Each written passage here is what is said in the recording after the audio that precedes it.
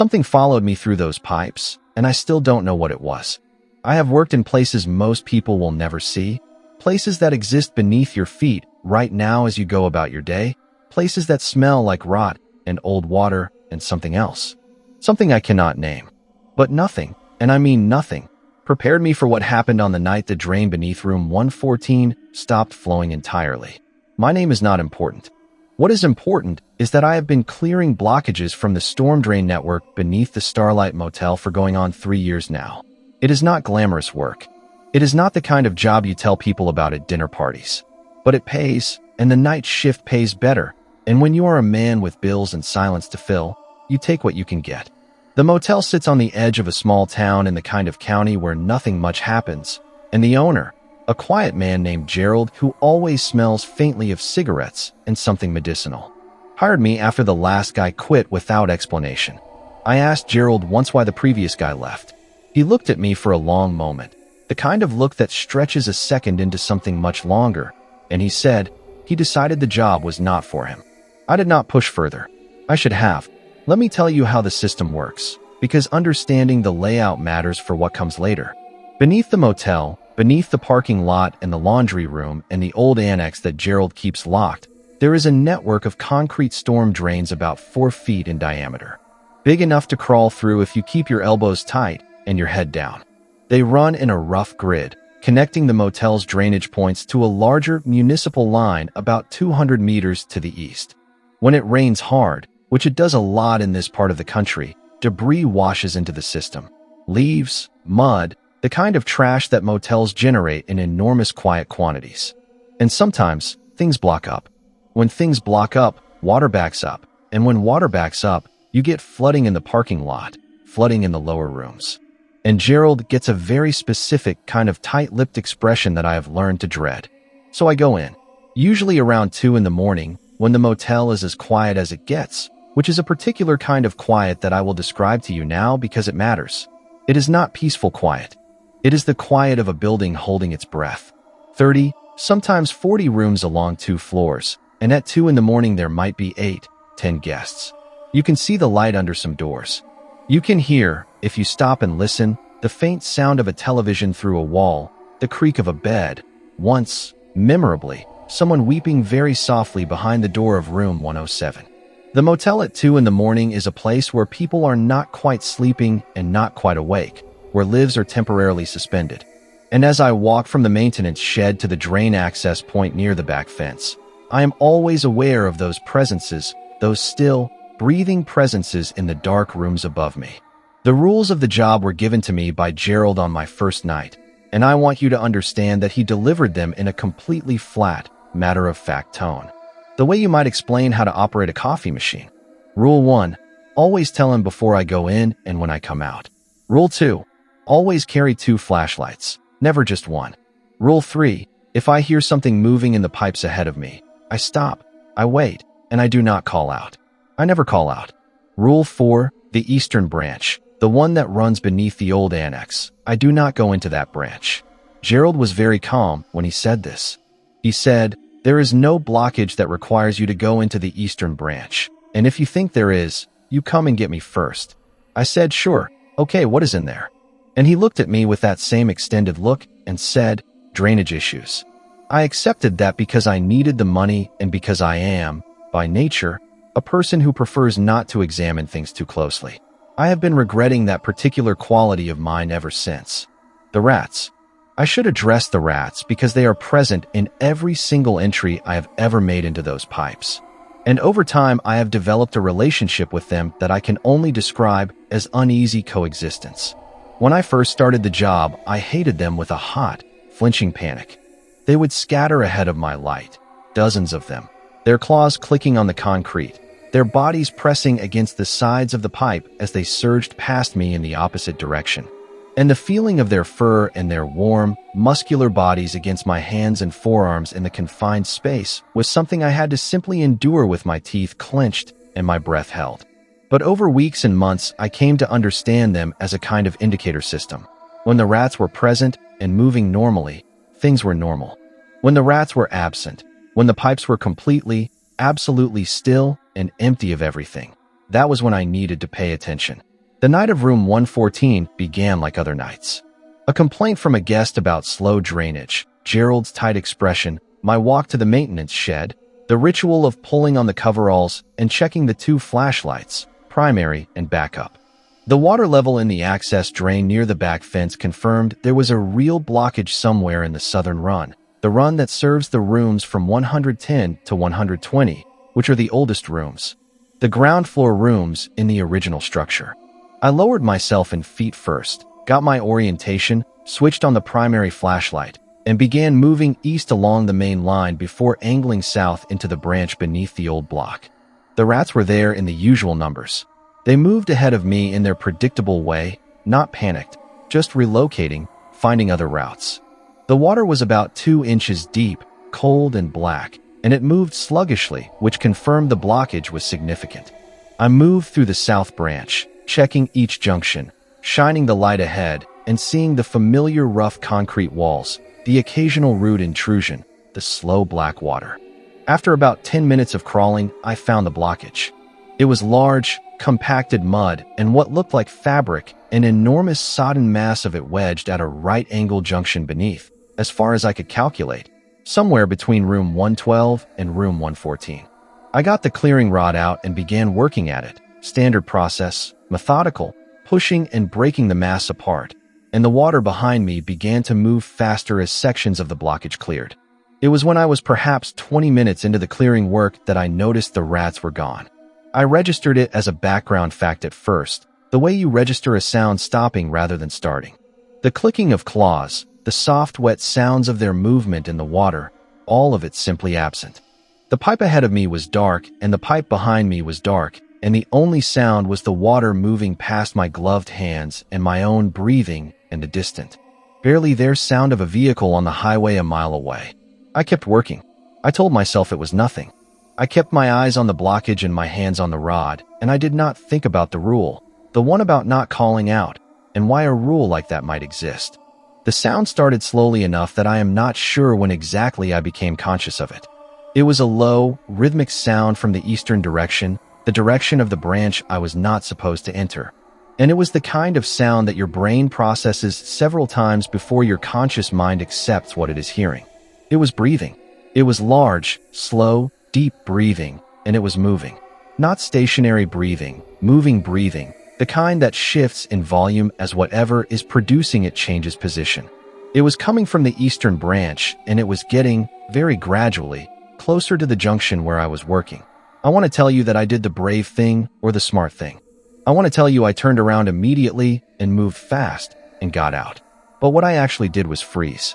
I simply froze, the rod in my hands, my own breathing suddenly very loud in my ears. The light from my flashlight pointed at the blockage that no longer seemed at all important.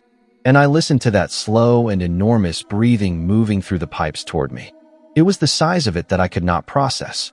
Not a rat, not a person, or at least not the breathing of any person I had ever heard, because there was something in the pace of it, in the depth of it, that suggested a chest much larger than a human chest, lungs much larger than human lungs, working slowly and deliberately in the dark. I started moving backward. I could not turn around in the junction, there was not space, so I pushed back the way I came, feet first into the southern branch. Trying to move quickly and quietly at the same time, which are not compatible goals when you are in a concrete pipe with 2 inches of water and a clearing rod that keeps catching on the walls. The breathing was at the junction now.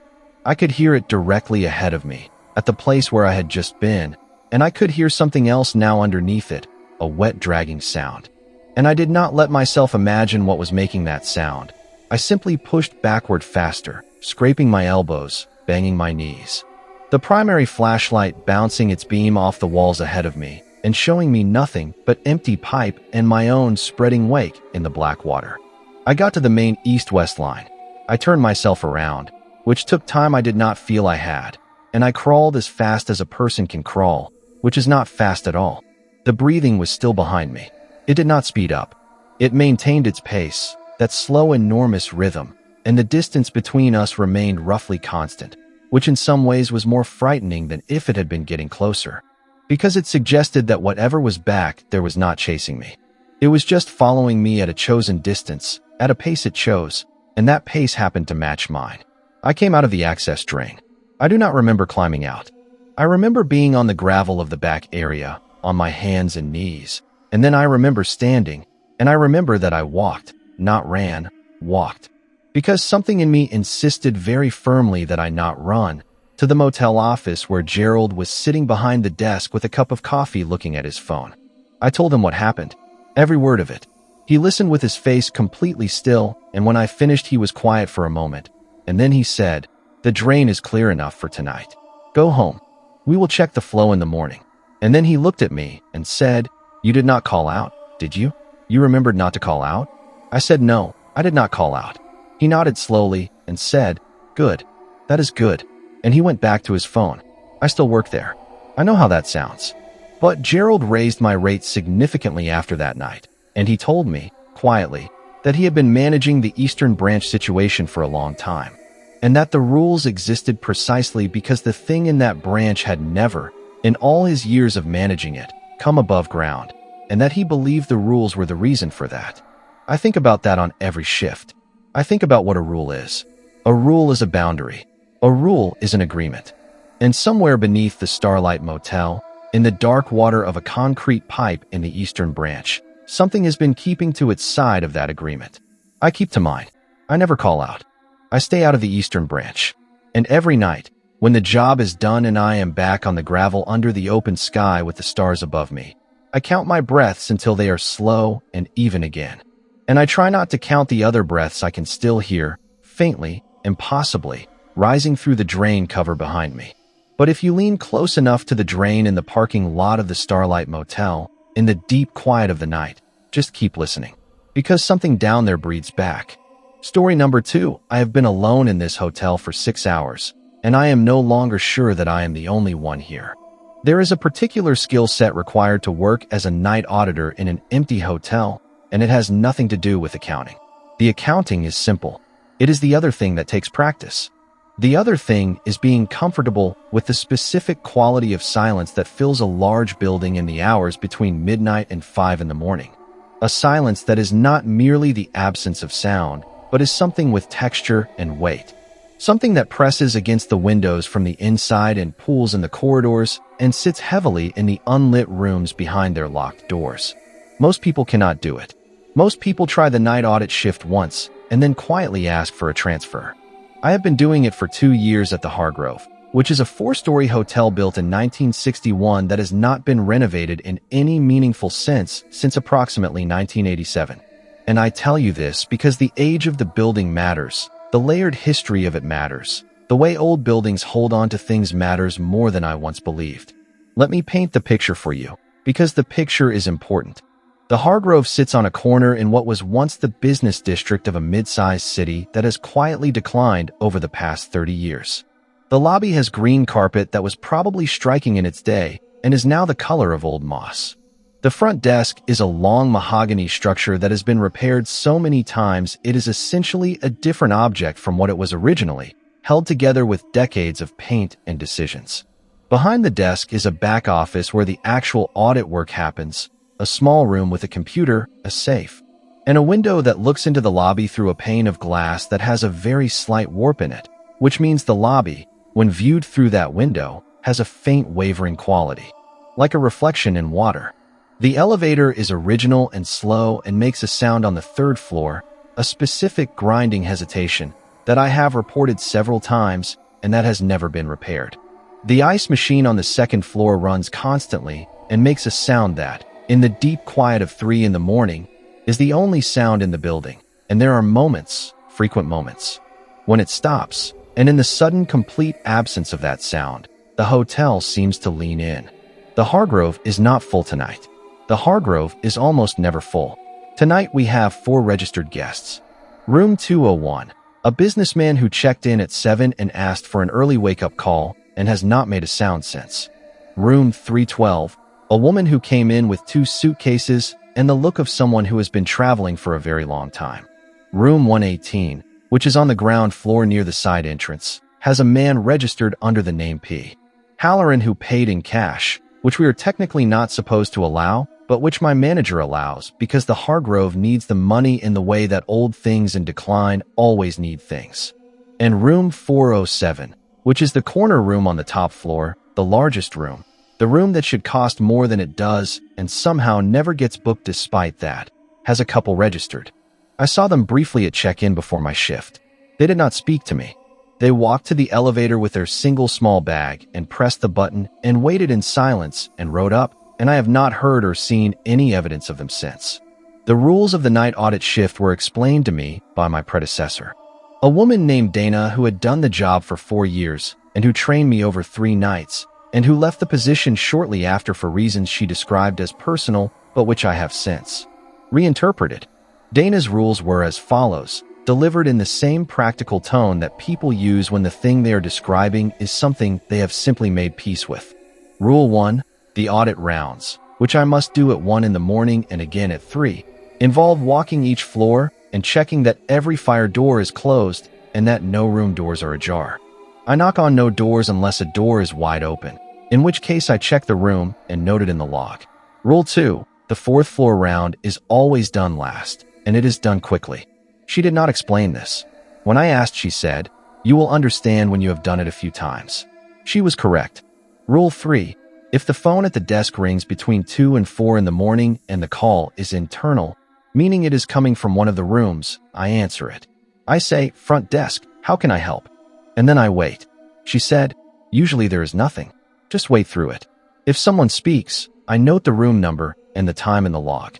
And Rule 4, which Dana delivered last, and which she held for last deliberately, I was not to acknowledge or respond to the man I would see on the security monitor on the 2nd floor. In the corridor outside room 215, between the hours of 2 and 3. She said, "He appears on the monitor. He does not appear in person." She said this in a completely level voice. She said, "Do not call the room.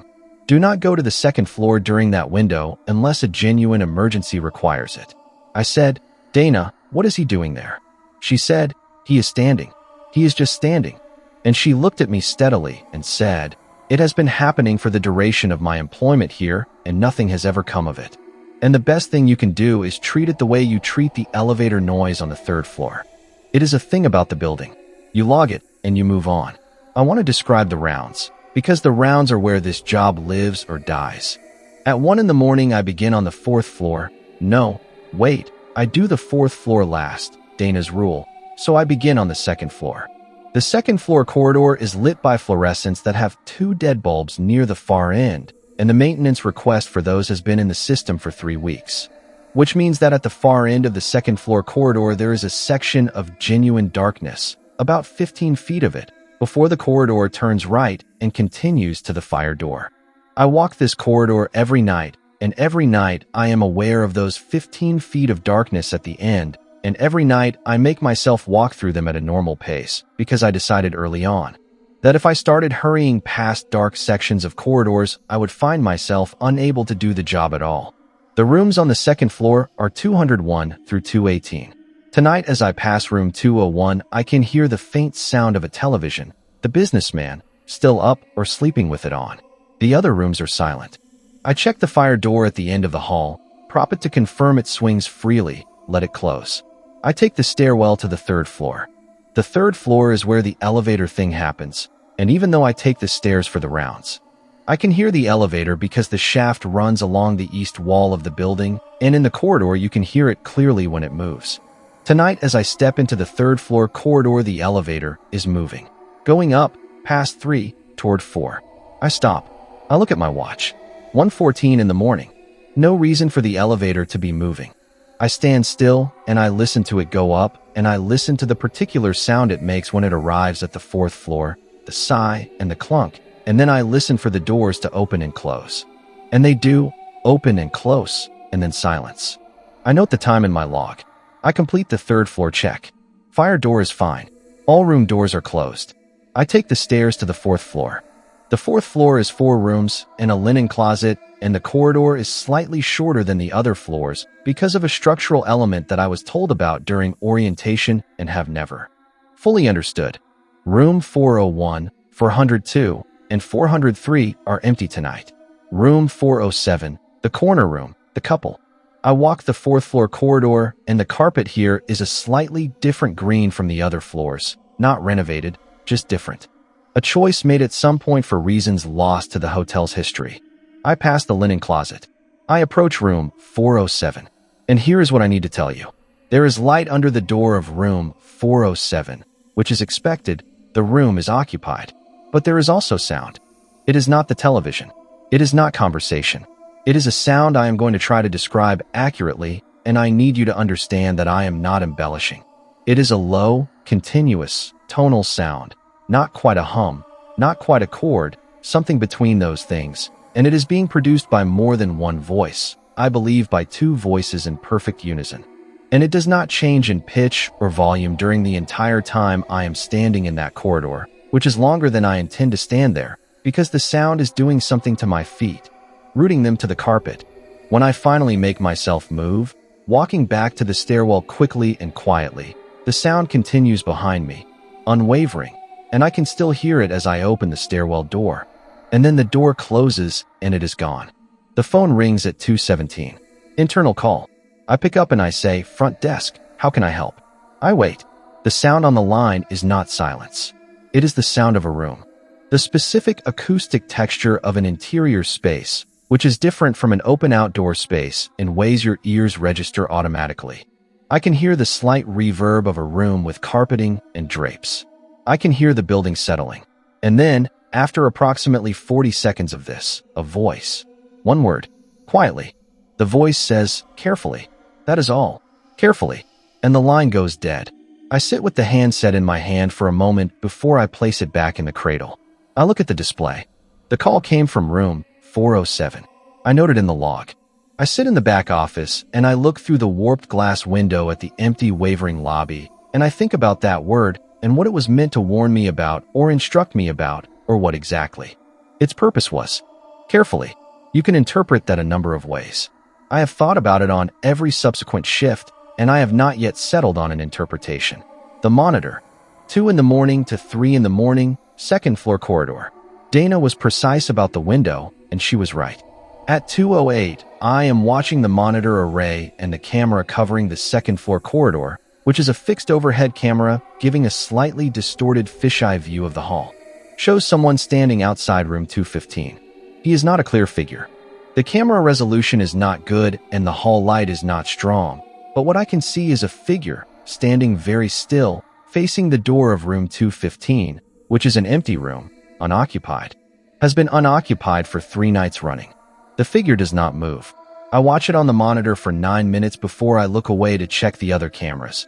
And when I look back, it is still there, still facing the door, no movement at all. At 2:41, it is not there. No transition on the footage, no walking away, no dissolving, simply present and then not present in the span between one camera sweep and the next. I note it in the log in the same handwriting I used to note everything else. At 3 in the morning, I do the second route. I am on the second floor corridor, and I walk past room 215, and I do not look at the door for too long, and I do not stop, and I notice that the carpet directly in front of room 215 is damp. A small area, as if something wet has been standing there. In the climate-controlled interior of the Hargrove Hotel, in a corridor that has no windows, with no plumbing in the walls at that specific point. Damp carpet in front of an empty room at 3 in the morning. I note it in the log. I keep moving. I finish the round. I return to the desk, and I make coffee, and I sit in the back office, and I watch the lobby through warped glass until the windows begin to hold gray dawn light, and the shift ends in the morning. Manager arrives, and I hand over the log, and I go home. She reads the log every day. She has never once commented on any of my entries. This is, I have come to believe, the most unsettling thing about the job. Not the sound from room 407. Not the figure on the monitor. Not the phone call with its single whispered word. The most unsettling thing is that the log contains years of these entries before mine, written by Dana, written by whoever came before Dana. Page after page of times and room numbers and things noted, and no one, ever, has done anything about any of it. Because the Hargrove is still open. Because the guests keep coming. Because old buildings in decline need all the things they need. And some things, it turns out, check in and never check out. So the next time you are in a hotel late at night, and you hear something in the corridor, just remember, the night auditor is doing their rounds. They are noting it in the log. And they are very, very carefully not looking too long at the door of room 215. Story number 3, I replaced the bulb in the stairwell on the 3rd floor at 4 in the morning, and when the light came on, I was not alone. But I want to start before that. I want to start at the beginning of the shift, because the way this building pulls you in matters. And you need to feel the weight of it the way I feel it every single night. I come through the front door with my kit bag and my thermos and the tired, particular readiness of a person who does maintenance work in the hours when most of the world is not watching. The building is called the Fenwick Arms, which is a name that implies a respectability the building has not possessed in a very long time. 6 floors, 42 units. Built in the early 50s when this was a working neighborhood and the apartments were small and clean and filled with people who worked in the factories nearby. The factories are gone now. The neighborhood is the kind of neighborhood that real estate listings describe as up and coming, which is a way of saying that it is not there yet. And in the meantime, the Fenwick Arms sits on its corner like an old man who has outlasted his era, the brickwork darkened with decades of city air. The window frames on the upper floors warped with seasons of expansion and contraction. The fire escapes on the south face bolted into the exterior wall, and increasingly, I am sorry to say, less than fully reliable. I know this because checking them is part of my job, and I will get to that. The building has a manager named Mr. Pelletier, who is 71 years old and sleeps from 9 in the evening to 5 in the morning with the reliability of a machine, and who hired me 18 months ago after the previous maintenance person. A young man whose name Mr. Pelletier never mentioned, left without collecting his final paycheck. I noted that detail at the time and filed it somewhere in the back of my mind in the folder where I keep things that I am not ready to examine. My job is this. I arrive at the Fenwick Arms at 3 in the morning. I do a full inspection of all lighting in all common areas, all stairwells, all corridors, all lobby and basement spaces. I replace any bulb that is out or that is dim to below functional brightness, using the replacements from the supply closet on the ground floor. Then I check the fire escape access doors on each floor, which are the doors at the end of the corridor on each level that open onto the exterior fire escapes. Each door must close fully, latch properly, and the exterior landing must be clear of obstruction. I photograph each door and each landing with my phone. This is my employer's instruction, the photographs, for liability reasons. And then I write my report and I leave before 6, before the building starts to wake up properly. The rules. Every job like this has rules, and the Fenwick Arms has rules that Mr. Pelletier communicated to me in the same way that very old people sometimes communicate things. Calmly and without apparent awareness that what they are saying might strike another person as extraordinary. Rule 1. I do not knock on any resident door regardless of what I hear inside. If there is a noise that concerns me, I note it in the report for day shift follow-up. Rule 2. The door to apartment 3C is not to be approached or examined as part of the inspection. It is simply skipped. I noted this on my first shift and asked about it. Mr.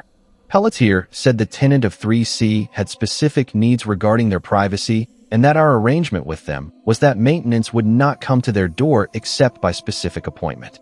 I said, understood, and I have never approached the door of 3C, though I am always aware of it when I am on the 3rd floor because it is 2 doors down from the stairwell entry and I pass near it during every 3rd floor inspection. Rule 3. If a fire escape landing is found to be damaged or unstable, I do not walk on it. I photograph from the doorway and note it for specialist inspection. And Rule 4, and this one Mr. Pelletier stated with a very specific weight, as if he were pressing the words into me by force of his age and his steadiness. Rule 4. If I hear my name spoken in the building, I do not respond. I do not say yes or what or who is there. I say nothing. I note the time and location in the report, and I keep working. I sat with that rule for a long time after my first night.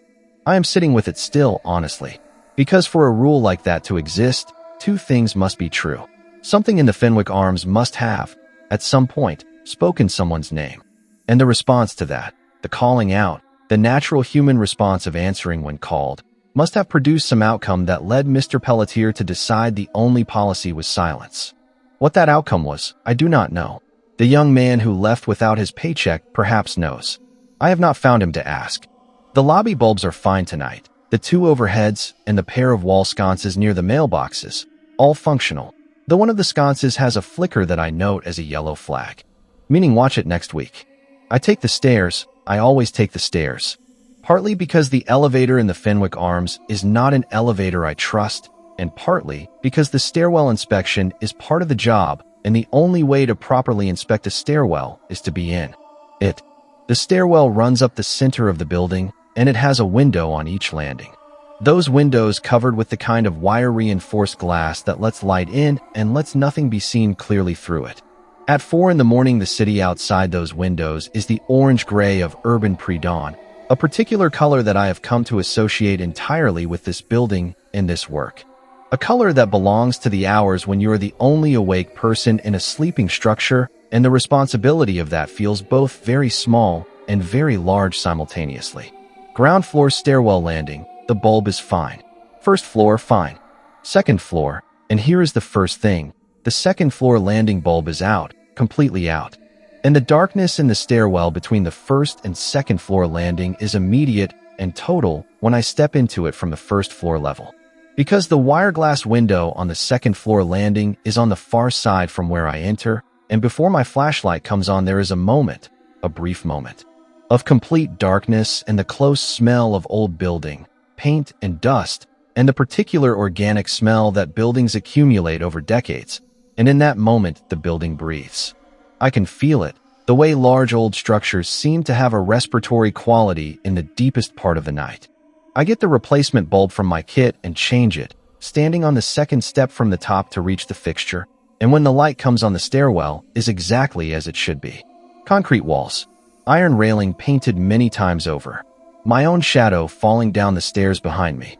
I confirm, alone. The second floor corridor inspection, all bulbs functional. I check each fire escape door and photograph it. The second floor fire escape is in reasonable condition, the landing solid under my test weight on the threshold, the railing set. I note it as green. The third apartment on the left is 2C, which is the unit directly below 3C, and as I pass it I can hear, from within, music. Very faint. The kind of music that might be a radio left on, or might be someone awake and listening at low volume. It is old music, I think, an older style, and it stops as I pass the door, as if whoever is listening became aware of me in the corridor. I move on. Third floor. And here I need to tell you about 3C. I approach the third floor from the stairwell, and I am immediately aware, as I always am on this floor, of the door of 3C at the far end. I say far end. It is perhaps 40 feet from the stairwell door. The corridor has 4 bulbs running its length, and the second one, the one closest to 3C's end, has been dimming for the past 3 shifts. A slow dying that I have noted in my reports, and that has not yet been addressed. Tonight it is dimmer again, barely functional, and the corridor from roughly the midpoint to the far end is therefore significantly darker than it should be.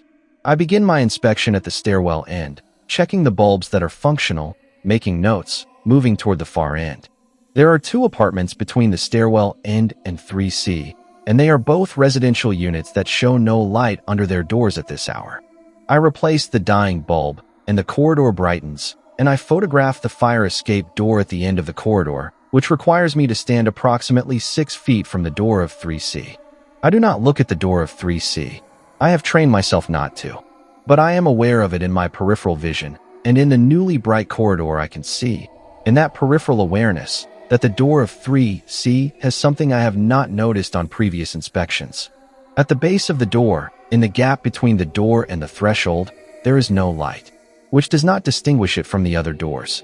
But there is also, and I am being precise here, the gap at the bottom of the door of 3C is dark in a way that is different from ordinary darkness.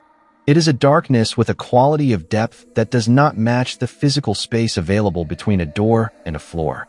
It looks, and I am aware of how this sounds, it looks as though the gap at the bottom of the door of 3C opens onto a much larger dark space than the apartment behind it should contain.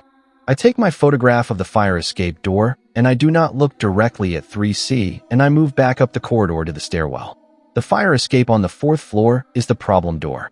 It has been a problem door since before my employment, referenced in the maintenance logs that Mr. Pelletier let me read when I started. Entries going back years noting the specific issue with the latch mechanism on the fourth floor fire escape access door. Tonight, as I approach it, I can see before I reach it that the door is not fully closed. It is open approximately 2 inches, and the pre-dawn cold is coming through that gap, and the corridor on the fourth floor is measurably colder than it should be. I approach, and I look through the gap at the fire escape landing. The landing is empty. The railing is intact. The bolts in the wall look, from here, acceptable. I push the door closed and the latch engages, but I know from experience that it will not hold. This door needs a new latch mechanism, which I have noted repeatedly. I photograph it and note it again. It is on the 5th floor where I hear my name. I am in the corridor between units 5A and 5B. I have finished the south end, and I am moving toward the north end, and my name comes from the direction of the stairwell I just left. It comes clearly, distinctly, in a voice that is neither loud nor soft, a speaking voice, a conversational voice. My name. I stop. Every muscle in me wants to turn toward the stairwell and say yes, or who is there, or hello. The instinct to respond to your own name is one of the deepest and most immediate instincts there is. I do not respond. I stand still and I breathe and I look straight ahead at the corridor and I count to 10 in my head, and then I keep walking, checking the remaining bulbs, doing the job, noting the time in my report. 4:51, 5th floor corridor. Name spoken. Source direction, south stairwell. The entry takes me 11 seconds to write, and my handwriting is worse than usual. The 6th floor is the last floor. It is also the floor with the highest density of burned-out bulbs, because the 6th floor is the one with the most humidity intrusion, and bulbs in high-humidity environments fail faster. And I keep noting this in reports, and the underlying humidity issue, which is a roof drainage problem, keeps not being addressed. I replace 4 bulbs on the 6th floor.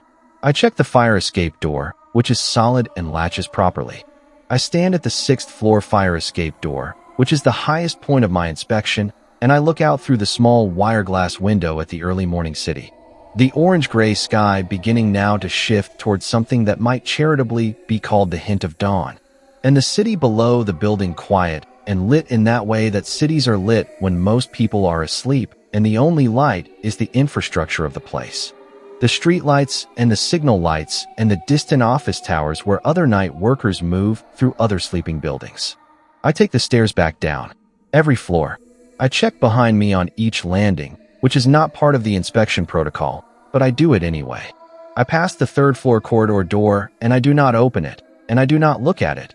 And I am aware of 3C the way you are aware of something you have deliberately chosen not to look at directly. I reach the lobby. I complete my report. I let myself out the front door, and the cold hits me, the genuine early morning cold of the street, and I breathe it in deeply, the cold, clean air that is nothing like the air inside the Fenwick Arms, which is its own air, seasoned by everything the building has been and everyone who has lived in it, and everything that I cannot explain about it.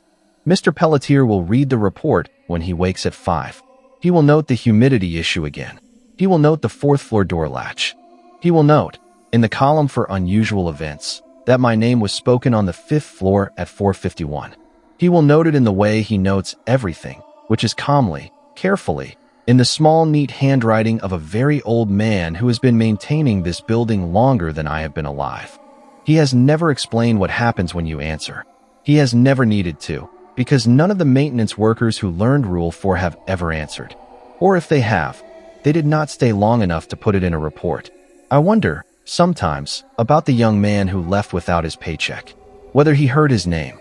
Whether, being young and unafraid in the way young people sometimes are before buildings like this teach them differently, he said yes. I wonder where he is. I have not found him. And some nights, standing in the lobby of the Fenwick Arms with my report written and my kit bag zipped, and the door to the outside right in front of me, I think I understand something about the Fenwick Arms that I did not understand when I started. Old buildings collect things. The way old buildings collect sounds and smells, and the particular emotional residue of every life lived within their walls, they also collect the things that have nowhere else to be. And some of those things, in the deep dark of the pre-dawn hours, remember your name. The question is always whether you are wise enough, or frightened enough, or simply experienced enough to let it echo unanswered. I am. For now I am. Keep your lights on tonight.